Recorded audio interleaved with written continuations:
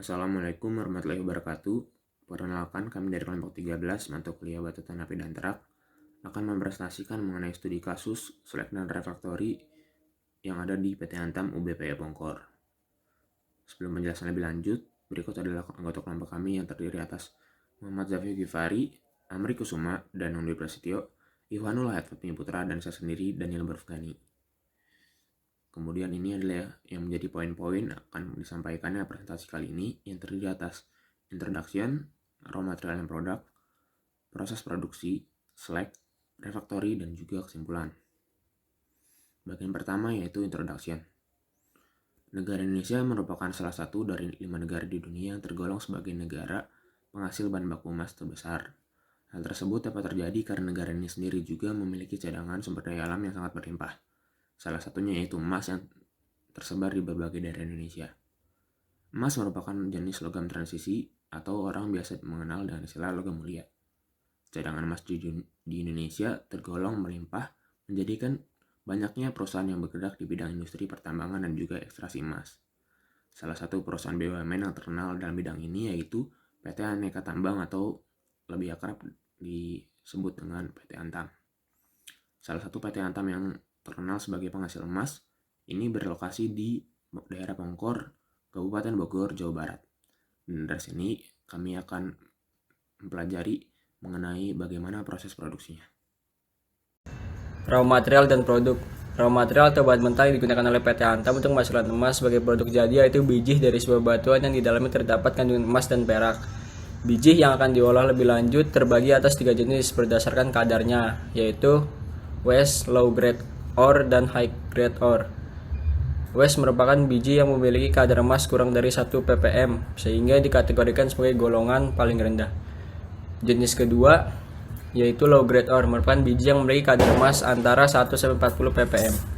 Kemudian kategori terakhir yaitu high grade ore, merupakan biji yang mengandung kadar emas lebih dari 40 ppm. Selain biji emas yang menjadi bahan baku utama dan untuk menghasilkan logam emas, terdapat pula bahan-bahan lain yang berperan penting dalam proses produksinya. Beberapa bahan tersebut yaitu sebagai berikut. Yang pertama natrium cyanida atau NaCN, yang kedua ada natrium hidroksida atau NaOH, yang ketiga ada oksigen atau O2, yang keempat ada ekstra kayu pionera bipolimer L800, yang kelima ada asam klorida atau HCl, yang keenam ada hidrogen peroksida atau H2O, yang ketujuh ada karbon aktif, yang ke-8 ada boraks atau Na2Br4O7, yang ke-9 ada sodium metabisulfat atau Na2S2O5, yang 10 ada tembaga sulfat pentahidrat atau CuSO4 5H2O, yang terakhir ada flokulan dan koagulan. Hasil dari proses pengolahan batuan merupakan logam campuran emas dan perak. Logam ini biasa disebut d'or bullion. Logam tersebut mempunyai spesifikasi kadar sebesar 7-15% Au, 80-90% perak Ag, dan 2% pengotor. D'or bullion dikirim ke unit bisnis pengolahan dan pemurnian logam mulia atau UBPPLM milik PT Antam yang berada di Pulau Gadung, Jakarta untuk dilakukan pemurnian menjadi emas dan perak murni. Next. Kemudian ada proses produksi. Biji yang diambil dari area tambang yang ada di Bongkor adalah hasil jenis enrichment atau pengayaan. Jenis ini didapatkan karena ore yang kandungan emasnya merupakan hasil absorpsi ke permukaan mineral lain selama proses mineralisasi. Dengan begitu, proses pengolahan emas menghasilkan produk berupa d'or bullion dari ore hasil penambangan. Biji yang ada di PT Antam umumnya berjenis kuarsa atau pirit dengan rumus kimia Fs2 yang di dalamnya terkandung perak yang tinggi. Karena sudah mengetahui jenis dan karakter ore yang akan digunakan, dengan begitu maka akan diketahui metode yang tepat untuk digunakan, yaitu dengan metode hidroelektrometalurgi yang mengolah emas dengan proses cyanidasi dan electrowinning. Berikut merupakan diagram alir proses pengolahan emas yang dilakukan dalam proses perusahaan PT Antam Bongkor. Yang pertama ada ore, dilakukan proses crushing, kemudian milling, terbagi dua dengan klasifikasi dan gravity concentration circuit. Pada gravity concentration circuit dilakukan proses electrowinning, kemudian smelting, dan d'or bullion. Pada proses klasifikasi dilakukan proses leaching, kemudian ada carbon leach, terbagi dua menjadi tailing treatment dan elution, kemudian proses electrowinning, kemudian smelting, dan d'or bullion. Proses awal yang perlu dilakukan setelah proses penambangan ore yaitu crushing, kemudian milling dan classification. Proses crushing yang dilakukan adalah untuk mereduksi ukuran ore dari ukuran 400 mm menjadi 12,5 mm agar derajat liberasinya meningkat, memisahkan konsentrat dan tailing, serta memperbesar luas perombakan agar mempercepat laju reaksi. Setelah ukuran ore diperkecil, langkah berikutnya yaitu pengerusan atau disebut dengan proses milling, yang mengecilkan ukuran tadi hingga menjadi minus 200 ms atau kurang dari 74 mikron. Proses ini dilakukan dalam keadaan basah atau berupa slurry dengan kadar sebesar 60-72% solid. Produk yang dihasilkan dari proses milling ini dilakukan pemisahan berdasarkan ukurannya atau dinamakan classification, dan ore yang lolos akan dilanjutkan ke proses selanjutnya. Setelah biji direduksi ukurannya dan dipisahkan berdasarkan ukuran, proses selanjutnya yaitu yang pertama, proses leaching, yaitu merupakan suatu proses ekstraksi dengan memisahkan zat padat dengan menggunakan pelarut berupa cairan tertentu. Tahapan ini dilakukan dengan menggunakan metode agitation leaching dengan natrium cyanida sebagai pelarut yang cocok untuk biji dengan kadar menengah hingga tinggi. Ada beberapa yang menjadi parameter dalam proses ini yang dapat dilihat pada layar presentasi berikut. Kemudian yang kedua, ada gravity concentration circuit dan inline rich reactor. Proses inline rich reactor ini adalah reaktor tempat terjadinya proses leaching emas dan perak menggunakan pelarut NaCN dan H2O2 sebagai oksidator sebesar 10 ppm. Proses ini terjadi dalam 9 tahap yang dapat dilihat pada layar presentasi berikut. Kemudian yang ketiga, carbon enlarged chill, yaitu proses adsorpsi nyawa ion kompleks AuCN2- dan AgCN2- dengan karbon aktif sebagai media adsorpsinya. Yang keempat, elution yang merupakan proses adsorpsi yang melakukan pelepasan kembali nyawa kompleks AuCN2- dan AgCN2- dari karbon dengan cara pemutusan ikatan di elution kolom. PT Antam menggunakan metode standar dari ARL, Anglo-American Research Laboratory. Tahap ini merupakan lanjutan dari chill yang akan dilakukan 6 tahap yang meliputi acid wash, water wash, pre-treatment, re-chill elution, water elution, dan cooling. Yang kelima, electrowinning yang merupakan proses pengambilan logam-logam yang terkandung dalam air kata dengan prinsip elektrolisa, yaitu pengendapan logam yang diinginkan dari larutan kaya dengan memberikan arus listrik searah pada elektroda yang digunakan sehingga terjadi proses redox.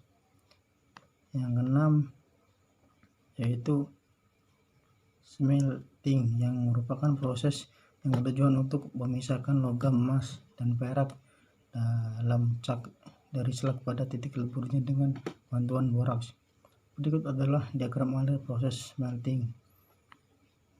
Pada proses smelting ini dilakukan pengarangan pada suhu 700 sampai 900 derajat Celcius hingga kadar air mencapai 15%, yang kemudian cake didinginkan lalu ditambahkan boraks sebesar 5 sampai 6 kg atau 300 kg cake. Setelah itu cake dilebur dalam Morgan furnace pada temperatur 1000 sampai 1200 derajat Celcius. Boraks berperan untuk memisahkan pengotor agar membentuk selak dan menurut titik lelah selak. Kemudian yang ketujuh, reaktivasi karbon. Akibat pemakaian yang terus-menerus, maka suatu saat karbon akan menjadi jernih dari pori-pori karbon tertutup oleh senyawa lain yang menutupi karbon disebut fouling, yaitu akumulasi nyawa organik maupun anorganik yang mempengaruhi adsorpsi AU dan Ag dan menyebabkan tingkat kapasitas adsorpsi menurun dan efektivitas proses adsorpsi elution. Reaktivasi karbon dilakukan dengan menggunakan udara panas. Penerapan carbon in column CIC adalah alat yang digunakan untuk mengambil kembali emas dan perak yang berada di solution tailing. Yang terakhir adalah pengolahan limbah. Setelah dilakukan beberapa tahapan proses di atas, maka proses ini perlu dilakukan pengolahan limbah hasil produksi agar sisa tidak mencemari lingkungan. Maka cyanida CN akan didegrasi menjadi cyanat CNO agar bersifat lebih stabil dan aman. Next. Slag atau perak merupakan limbah padat yang dihasilkan dari suatu proses peleburan logam.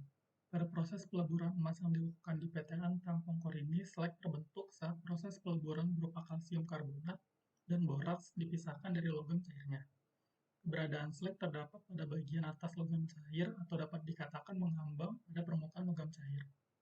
Berikut merupakan komposisi kimia yang terkandung di dalam slag PT Antam Pongkor. Yang pertama terdapat 30,44% peroksida. Yang kedua terdapat 24,35% magnesit. Yang ketiga terdapat 2,83% alumina.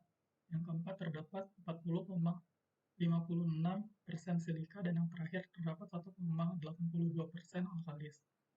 Dari data tersebut menunjukkan kandungan magnesit dan silika yang nilainya cukup tinggi, sehingga limbah slag ini sangat memungkinkan jika dimanfaatkan sebagai bahan campuran besi cor. Selain itu, material ini dapat dimanfaatkan sebagai bahan baku pembuatan batako. Terbukti dari sejak tahun 2017, PT Antam telah menghasilkan lebih dari 7.800 buah batako yang dimanfaatkan untuk pembangunan rumah karyawan, sarana olahraga, dan pembangunan sarana ibadah. Selanjutnya refraktori. Refraktori atau bahan tahan api adalah material yang memiliki kemampuan untuk mempertahankan bentuk fisik dan identitas kimia saat diaplikasikan pada lingkungan temperatur yang tinggi. Refraktori adalah bahan tahan panas yang digunakan di hampir semua proses yang melibatkan suhu tinggi dan lingkungan korosif. Ini biasanya digunakan untuk mengisolasi dan melindungi tungku dan bejana industri karena ketahanannya yang sangat baik terhadap panas, serangan kimia, dan kerusakan mekanis. PT Antam BPE Pongkor menggunakan jenis furnace yaitu Morgan Furnace yang merupakan tungku berskala laboratorium. Refraktori yang digunakan pada PT Antam Pongkor adalah high alumina brick. High alumina brick adalah bata tahan api atau fire brick jenis alumina silika dengan kandungan alumina lebih tinggi dibanding kandungan silikanya. Umumnya kandungan alumina di antara 50% hingga 96% dan kandungan silika di bawah 45%. Jenis bata tahan api alumina silika terbuat dari superior bauksit dan aditif lainnya pada suhu tinggi. Refraktori yang membakar batu bata api alumina tinggi sekitar suhu 1770 derajat Celcius yang memiliki ketahanan slag yang baik dan stabilitas geotermal yang baik. Untuk keunggulan refraktori alumina tinggi ini atau high alumina brick ini, yang pertama lebih baik dari fire brick, yang kedua high density, yang ketiga low porosity, yang keempat high capacity terhadap temperatur tinggi, selanjutnya memiliki thermal conductivity yang baik, kemudian memiliki ketahanan erosi yang baik, lalu tahan terhadap slag asam dengan 50% hingga 60% alumina, dan tahan terhadap slag asam atau basa dan FeO dengan 70% alumina. Nah, kemudian berdasarkan pemaparan yang sudah kami sampaikan sebelumnya, maka berikut adalah poin-poin yang dapat ditarik menjadi kesimpulan pada presentasi kali ini, yaitu raw material utama yang digunakan dalam PT Antam untuk memproduksi emas merupakan biji dengan kandungan emas dan juga perak. Nah, kemudian proses produksi di perusahaan ini terdiri atas bagian cyanidasi, recovery, dan juga pengolahan limbah. Kemudian jenis slag yang dihasilkan dari PT Antam sendiri merupakan slag yang bersifat basa. Dan jenis refraktor yang digunakan yaitu high alumina brick yang digunakan pada Morgan Furnace. Nah, kemudian berikut adalah referensi yang kami gunakan sebagai acuan dalam presentasi kali ini. Nah, terima kasih atas perhatiannya. Kurang lebihnya mohon maaf. Sekian dari kelompok kami. Wassalamualaikum warahmatullahi wabarakatuh.